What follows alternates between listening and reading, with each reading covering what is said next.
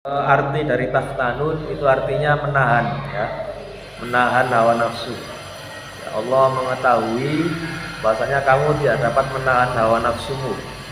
Fataba alaikum wa afa ankum.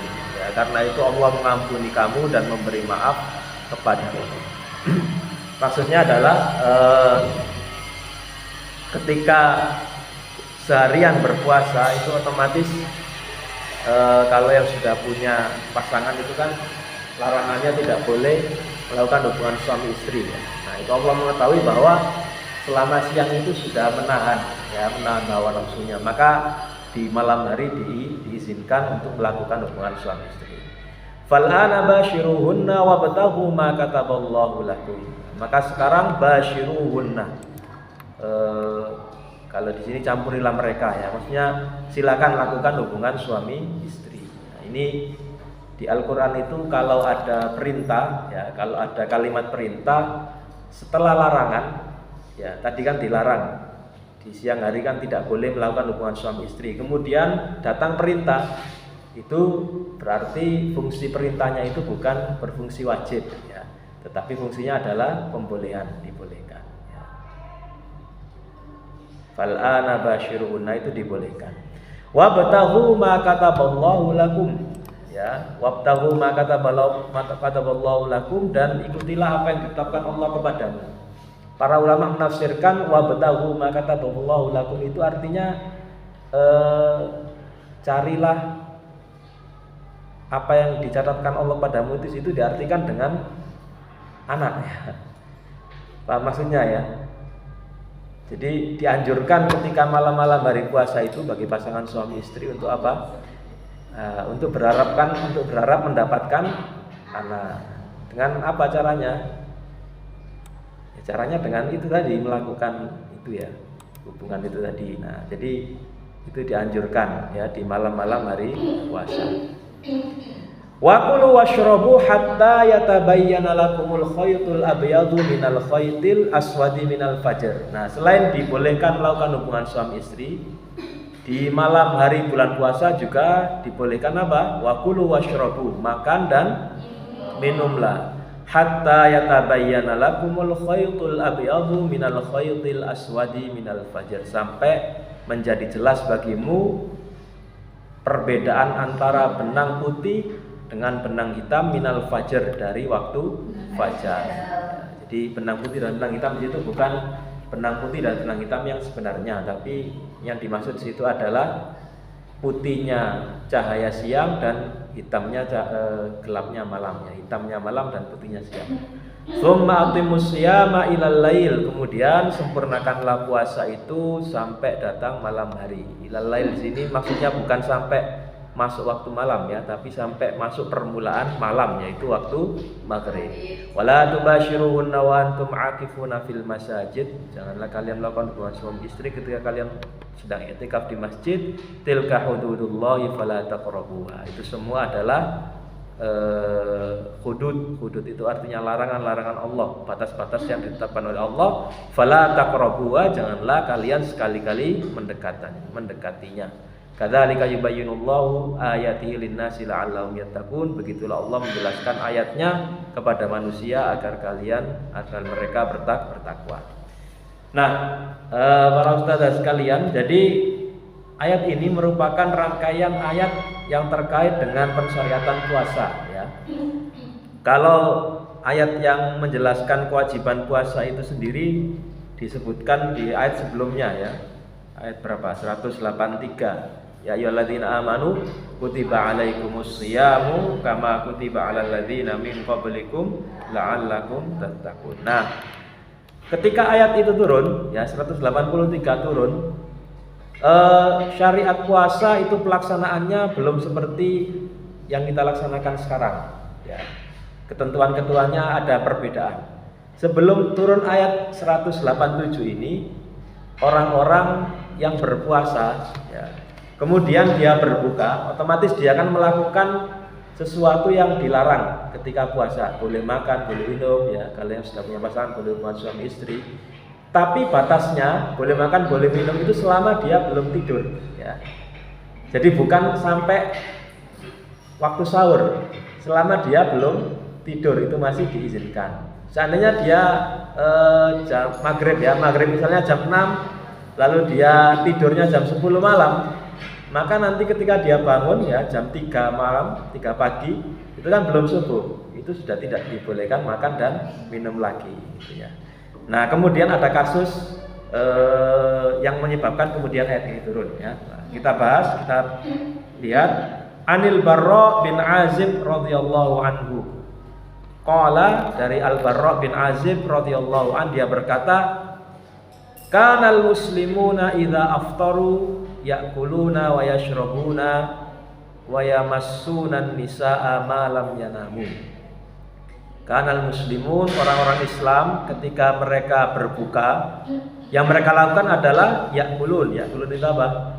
Makan, wa yashrabun, dan minum, wa yamassun an-nisaa. Masa yamassu, wa yamassun an-nisaa. Nah, ini bahasa kiasan ya. Masa yamassu itu artinya menyentuh. Masa yamassu ya. Masa yamassu itu artinya menyentuh. Tapi yang dimaksud di sini bukan hanya sekedar menyentuh biasa ya, tapi ini bahasa kiasan dari hubungan suami istri ya. Menyentuh istri itu maksudnya hubungan suami istri. Malam yanamu, selama mereka belum tidur.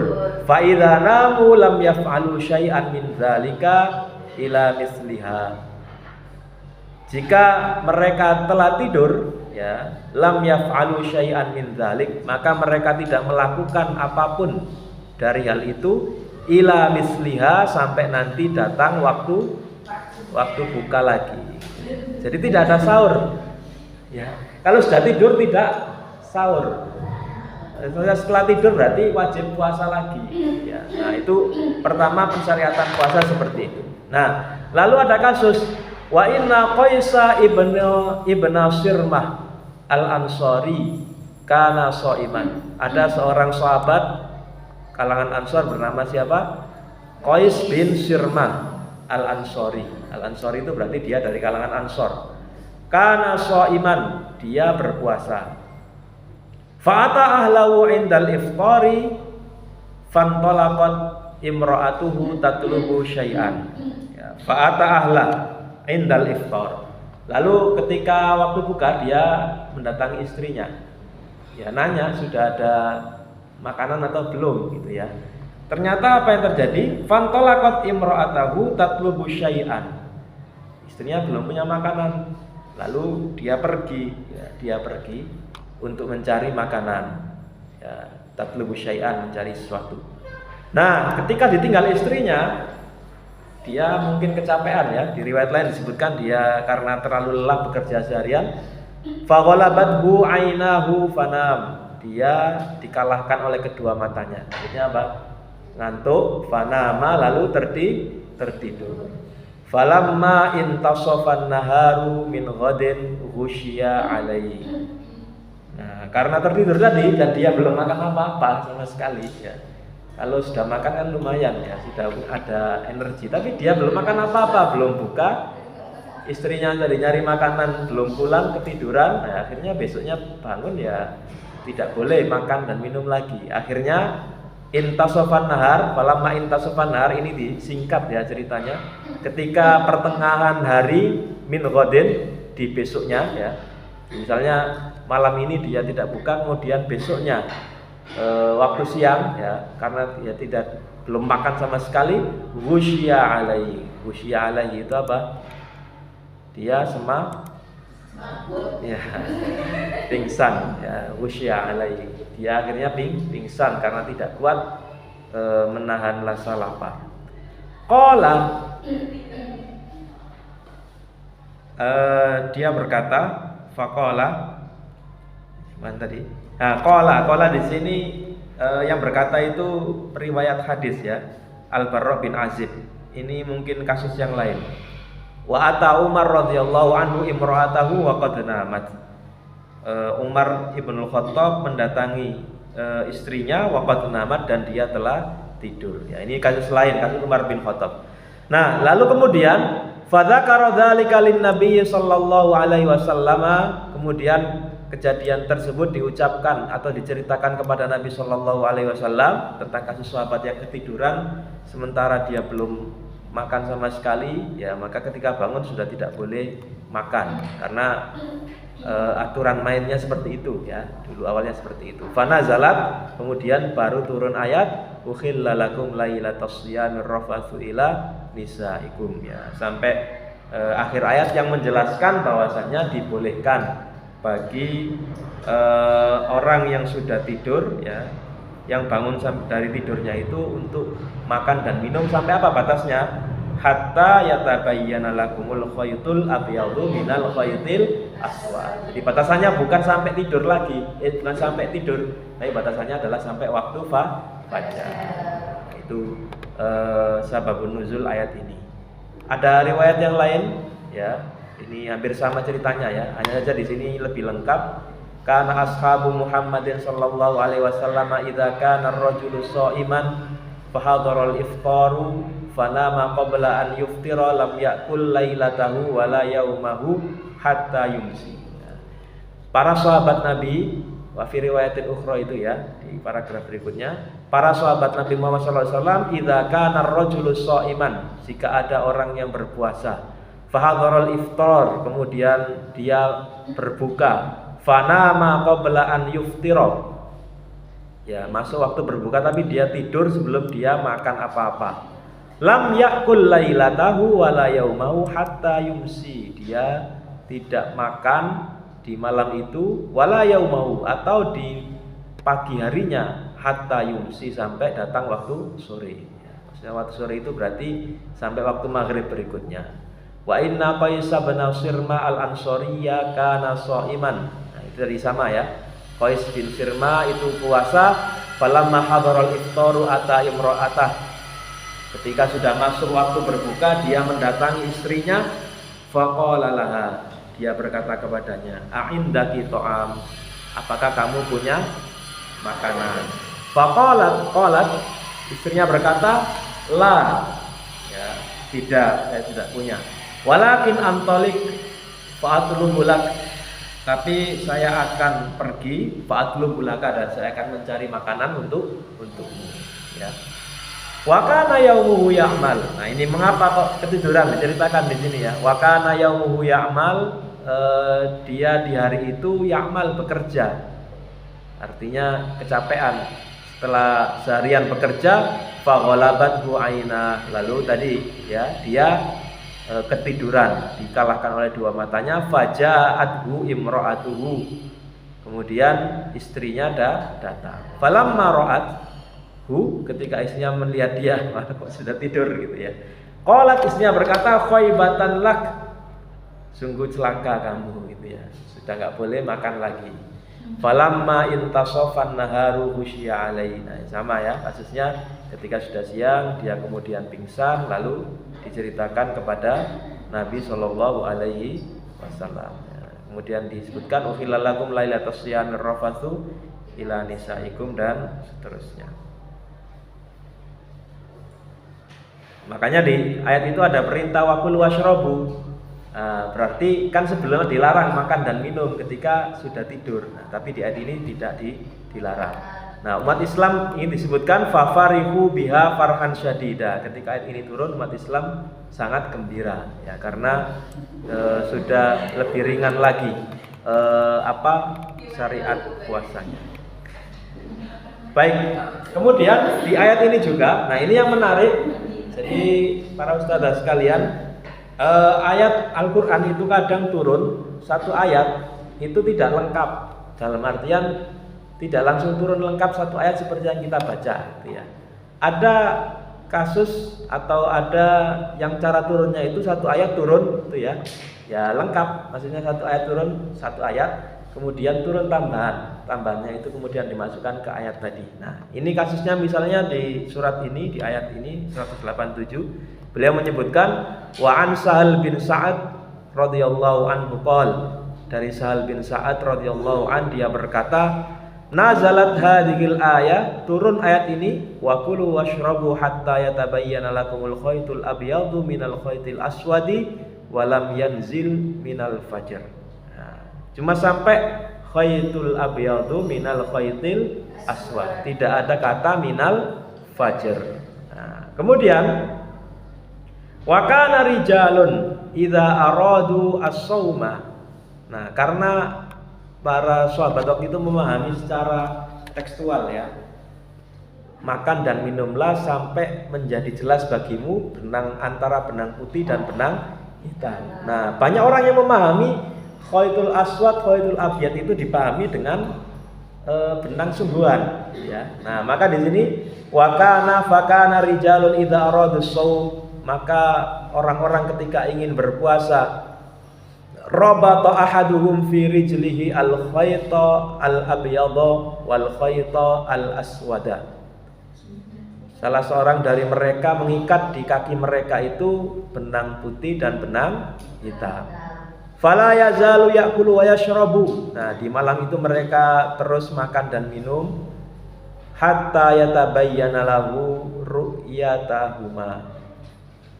ru'yatuhuma, sampai menjadi jelas bagi mereka ru'yatuhuma, penampakan dari keduanya, benang hitam dan benang putih tadi gitu ya, sampai kelihatan. Fa anzalallahu ba'da dzalika minal fajri. Setelah itu ada banyak kejadian seperti itu, baru kemudian Allah menurunkan kata minal fajri. Fa'alimu annahu innama ya'ni bidzalika al-lail wan nahar. Maka mereka tahu bahwasanya yang dimaksud adalah al-lail wan nahar, siang dan malam. Jadi khaytul abyad itu cahaya matahari siang. Kemudian al-khaytul aswad itu gelapnya malam. Nah, baik. Ada satu riwayat lagi, kalau tadi diceritakan ini yang melakukan itu banyak orang ya. Nah, sekarang hanya satu orang, Adi bin Hatim. An Adi bin Hatim radhiyallahu an, dari Adi bin Hatim radhiyallahu an, lamma nazalat, ya ini double kalau di lamma nazalat hatta yatabayyana lakumul khaytul abyadu minal khaytil aswadi, qala Adi, ketika turun hatta yatabayyana lakumul khaytul abyadu minal khaytil aswad, qala Adi berkata, ya Rasulullah, inni aj'alu tahta wisadati iqalaini, iqalan abyadha wa iqalan aswada. Wahai Rasulullah, saya meletakkan di bawah wisada itu apa?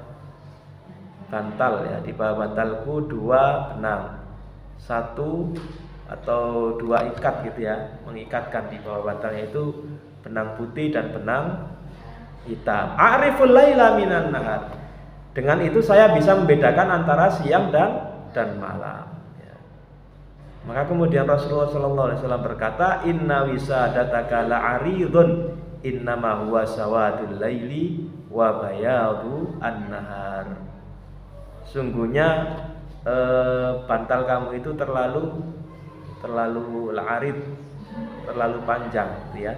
Innama huwa sawadul laili wa bayadun nahar.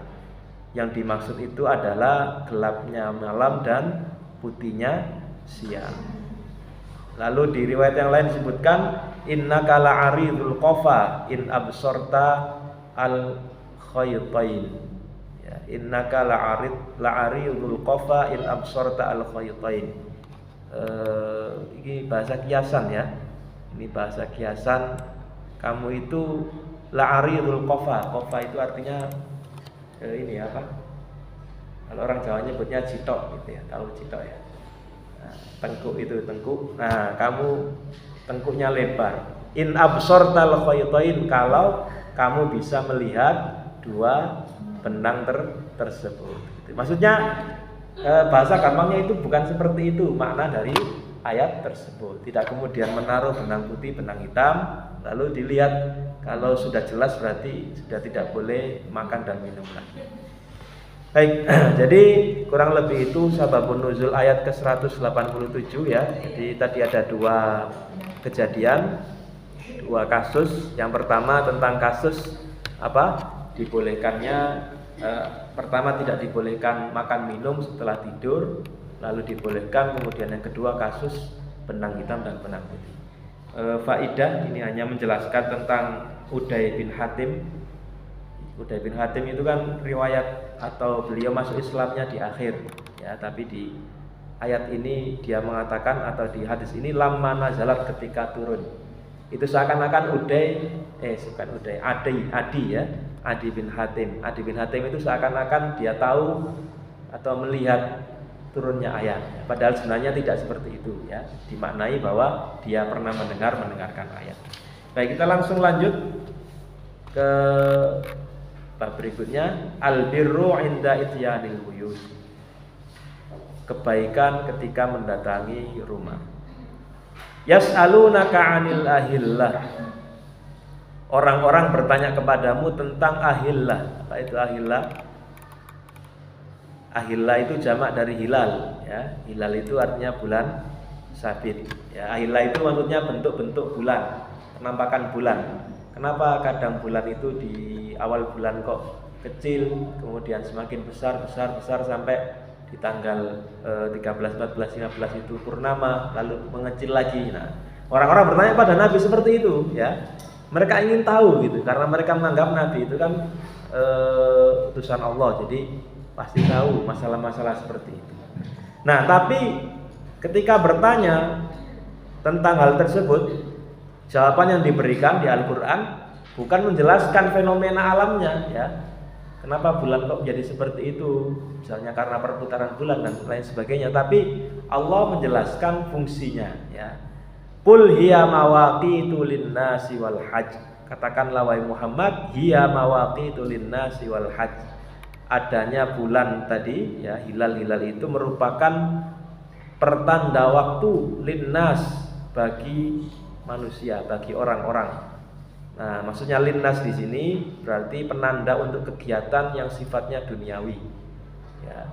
Patokannya itu kalendernya kalender Hijri, atau kalau dulu belum ada Hijri, di zaman Rasulullah kalender Komariah. Jadi tahunnya belum ada di zaman Nabi itu ya. Ini tahun berapa?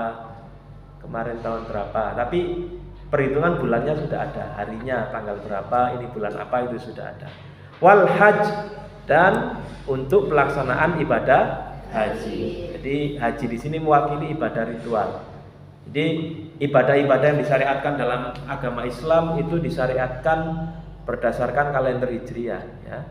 Seperti puasa, kemudian haji, lalu termasuk hitungan masa iddah, hitungan masa balik ya, lalu kemudian hitungan haul zakat, itu semua patokannya Hijriah, bukan Masehi.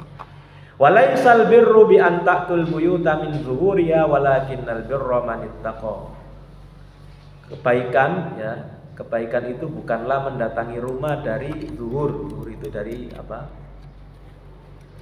Zuhur itu kan dari atas ya, punggung artinya ya. Jadi yang dimaksud dengan kebaikan itu bukan mendatangi rumah dari atas, jadi lewat jendela atau lewat genteng. Tapi kebaikan, nah ini ya, dan bukanlah kebajikan masuki rumah dari belakang, maaf, bukan genteng ya, belakang ya, zuhur itu dari belakang. Tetapi kebajikan itu adalah orang yang bertakwa. Jadi kebajikan itu orang yang bertakwa, dan masuklah rumah itu ya, waqtul buyuta min abwabiha, masuklah rumah dari pintu-pintunya, wattaqullaha la'allakum tuflihun. Nah, di buku ini menulis kitab ini membahas tentang walaisal birru bi an ta'tul buyuta min zuhuriha. Apa maksudnya mendatangi rumah dari belakang, kemudian ada perintah mendatangi rumah dari depan. Jadi ada kebiasaan ya, disebutkan di sini kebiasaan zaman jahiliyah. Anil Barra ibnul Azib fi qoulihi ta'ala, dari Al Barra bin Azib mengenai firman Allah Ta'ala, walaisal birru bi an ta'tul buyuta min zuhuriha.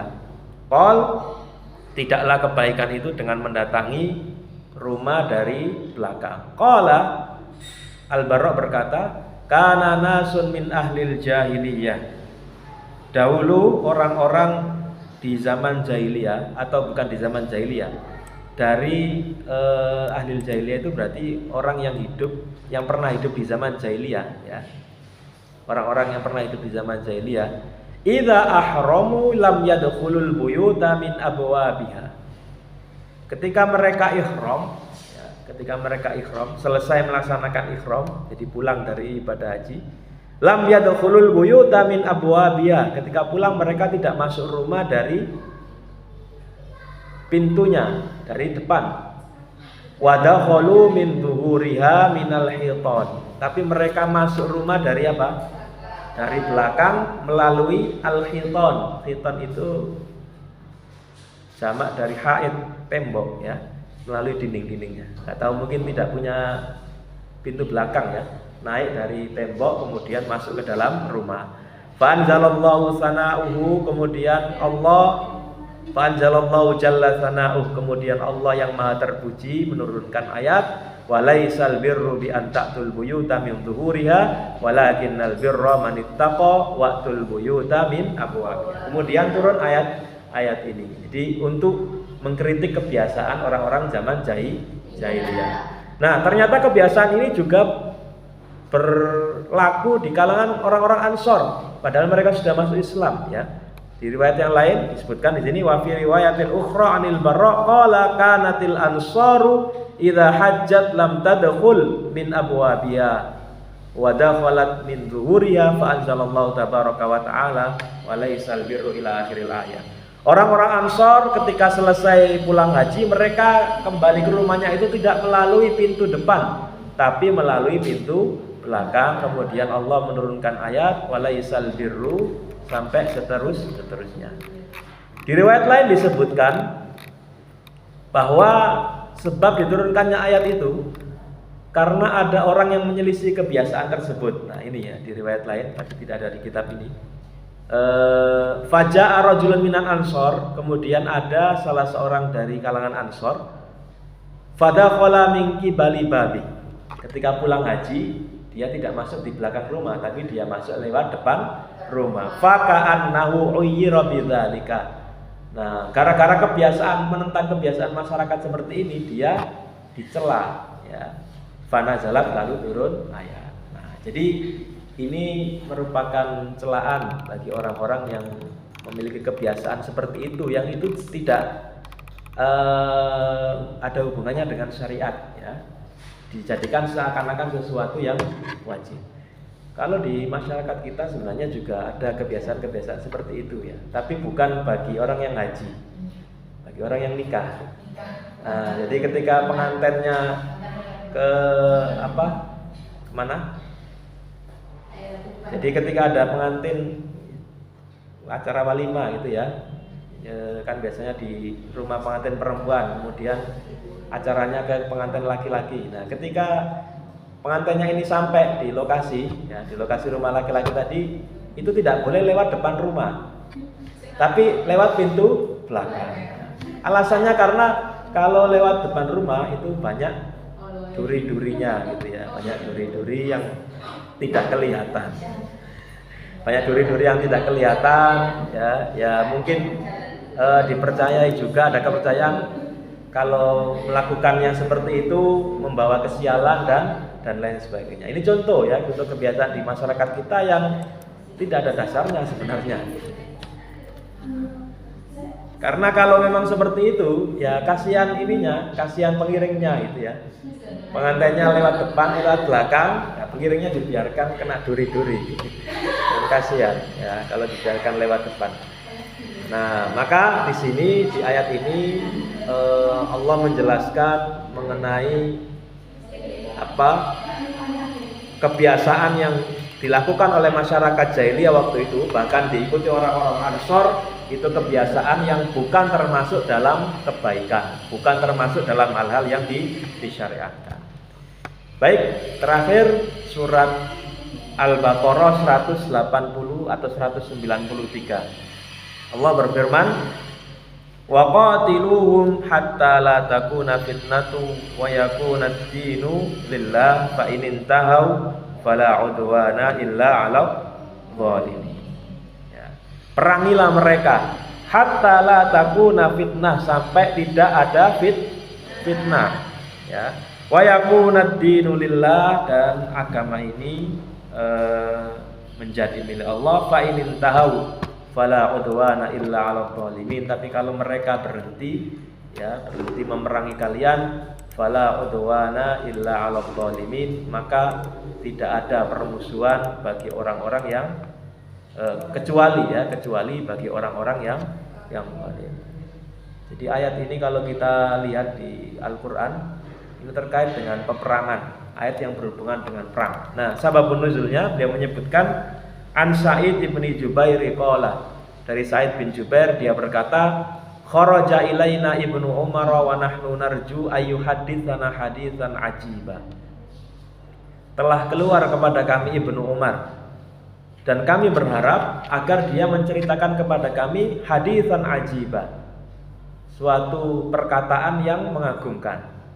Jadi Ibnu Umar ini salah seorang sahabat yang dia adalah termasuk ulamanya sahabat ya. Jadi para sahabat itu mereka profesinya macam-macam. Ada yang fokus di bidang perdagangan, ada yang fokus di bidang militer. Nah, ada yang menjadi ulamanya sahabat. Di antaranya adalah Ibnu Umar. Jadi Ibnu Umar ini datang. Sa'id bin Jubair ini salah seorang tabi'in ya. Jadi ini zaman atau riwayat ini ceritakan di zaman tabi'in ya. Ada Ibnu Umar datang, dia berharap Ibnu Umar itu memberikan ilmu pada mereka gitu ya, mengajarkan sesuatu yang berharga. Ternyata fabadara ilaihi rajulun faqal, tiba-tiba ada seseorang yang mendatanginya dan berkata, ma hamalaka ala an tahujja aman wa ta'tamira aman wa tatrukal jihada fi sabilillahi azza wa jalla. Wahai Ibnu Umar, apa yang menyebabkan engkau berjihad, meninggalkan jihad di jalan Allah? Bukan. Apa yang menyebabkan engkau antahujja aman, engkau setahun berhaji, wa ta'tamira aman, lalu di tahun berikutnya umroh. Jadi tahun ini haji, tahun berikutnya umroh, tahun ini haji, tahun berikutnya umroh. Wa tatrukal jihada fi sabilillahi azza wa jal, dan engkau meninggalkan jihad di jalan Allah. Wa qad alimta ma raghaballahu fi, sedangkan engkau tahu ma raghaballahu fihi, apa yang dianjurkan Allah dalam masalah jihad. Artinya dia mengkritik Ibnu Umar, kenapa dia tidak ikut melakukan jihad. Qala, lalu Ibnu Umar mengatakan, karena mungkin orang yang mengkritiknya itu masih muda ya, masih bersemangat menggebu-gebu, dan ini mungkin terjadi di zaman terjadinya perang saudara antara umat Islam ya, perebutan kekuasaan dan lain sebagainya. Kemudian Ibnu Umar berkata, ya bena akhi bunyal islamu ala khamsin, wahai ibnu akhi, keponakanku ya. Ini mungkin bahasa untuk talatuf itu bahasa untuk keakraban ya. Kalau bahasa kita nak ya, anakku gitu ya.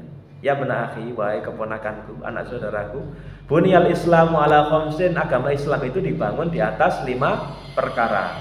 Imanin billahi wa rasulih, beriman kepada Allah dan Rasulnya ya, syahadat, wassalat, al-khams, salat, wasiyami Ramadan, dan puasa di bulan Ramadan, wa adaiz zakat, dan melaksanakan zakat, wa haji al-bait, dan berhaji ke Baitullah. Nah, orang tadi tetap mengkritik Ibnu Umar ya, seakan-akan jawaban itu tidak memuaskan. Artinya Ibnu Umar ingin mengatakan bahwa yang aku lakukan ini adalah merupakan hal-hal yang menjadi pokok agama ya. Sementara masalah jihad dalam kondisi seperti ini belum diwajibkan gitu ya.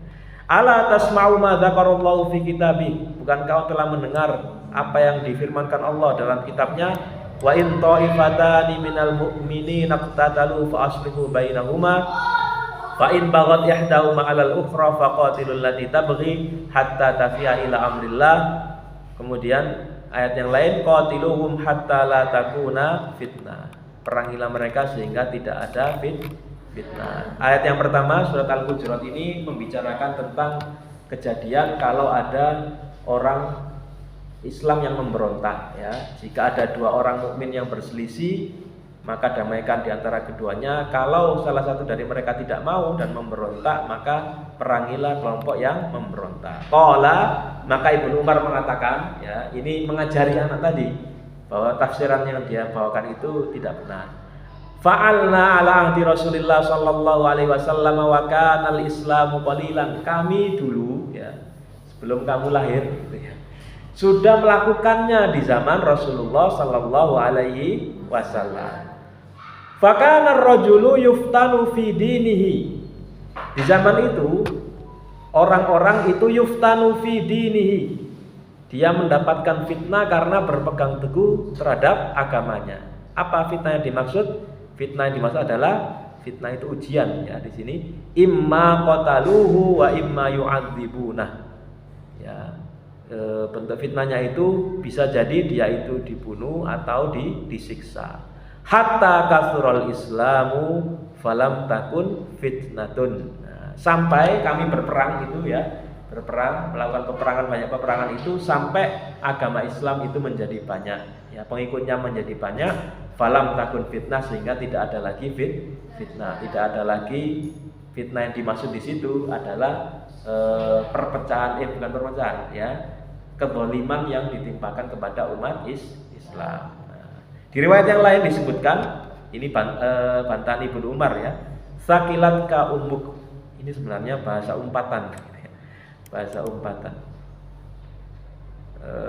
Kalau diterjemahkan kasar sekali, tapi nggak tahu ini karena mungkin kebiasaan mereka, jadi ya dianggap biasa ya. Sakilat ka ummuk itu artinya celaka ibumu gitu ya. Atadri mal fitnah, apakah kamu tahu apa yang dimaksud dengan fitnah? Ya mungkin kalau orang sini, kalau orang Jawa itu apa ya, dapurmu gitu ya, atau dasmu. Tapi bahasa Arabnya seperti ini, sakilat ka ummuk. Nah ini ungkapan bahwa apa yang diucapkan oleh pemuda tadi itu keliru dalam menafsirkan fitnah. Dikira fitnah itu pokoknya ikut gejolak yang terjadi di zaman itu, perebutan kekuasaan di zaman itu. Atadrimal fitnah, tahukah kamu yang dimaksud fitnah di ayat itu ya? Qatilum hatta la takuna fitnah. Innama kana Rasulullah sallallahu alaihi wasallam yuqatilul musyrikin wa kana dukhulu fi dinihim fitnatun wa laisa yuqatiluhum 'alal mulki. Yang dimaksud fitnah di situ adalah Rasulullah memerangi orang-orang musyrik. Nah, masuk ke dalam agama mereka itu termasuk fitnah. Maksudnya fitnah itu ketika tidak kuat kemudian murtad ya, kembali kepada agama jahiliyah.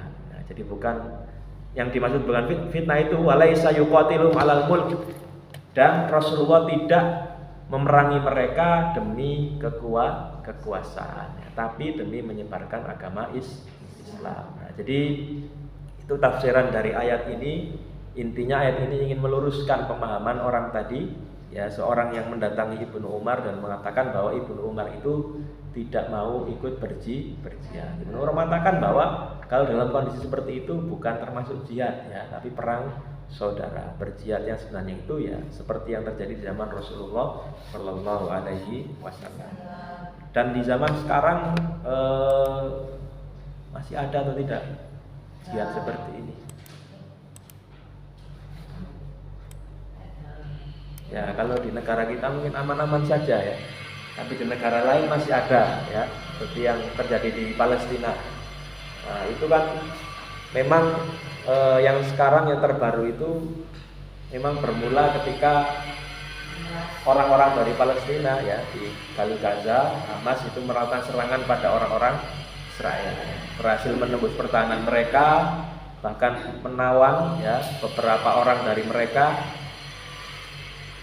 dan itu memang sesuatu yang wajar dalam artian mereka melakukan itu karena situasinya situasi perang ya, dan sebelumnya mereka juga sudah diserang berkali-kali, dan kita bisa membayangkan jalur Gaza itu wilayah kecil ya, sudah dikepung selama kurang lebih 17 tahun. Nah, bayangkan 17 tahun. Kalau kita di Gresik di sini 17 tahun terkurung, kira-kira apa yang terjadi gitu ya? Orang-orang di sini itu kira-kira bagaimana ya? Ketika dikepung selama 17 tahun, maka wajar ketika mereka melakukan perlawanan. Nah, yang sangat aneh ketika ada orang-orang yang memframing gitu ya. Ini perang ini gara-gara Hamas nyerang, akhirnya Israel kemudian membombardir dan yang meninggal ribuan, bahkan ada rumah sakit dan lain sebagainya ya. Tidak bisa seperti itu ya. Situasi perang beda dengan situasi tidak perang. Baik, cukup itu yang bisa saya sampaikan di kesempatan kali ini. Sebelum saya akhiri, ada yang tanyakan? Tidak ada. Ya, cukup ya. Kita cukupkan pertemuan kita di siang hari ini. Jadi kita review sedikit ya apa yang kita bahas supaya nggak lupa. Yang pertama tadi surat Al-Baqarah 187 ya. Tadi berbicara tentang apa? Ya, tentang puasa ya. Jadi ada dua riwayat. Yang pertama tentang apa? Pensyariatan. Ya, apanya yang dirubah? Ada perubahan ya?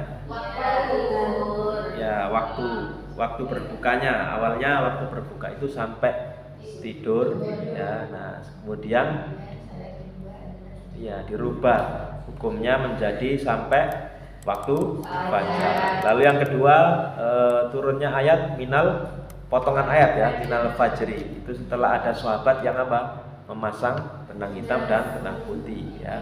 Dikira itu untuk menandakan masuknya waktu fajar. Padahal bukan seperti itu, yang dimaksud adalah gelapnya malam dan terangnya siang. Lalu yang kedua 189 bicara tentang apa? Kebiasaan ya. Nah, kebiasaan masyarakat jahiliyah yang masuk dari pintu belakang setelah melaksanakan ibadah haji.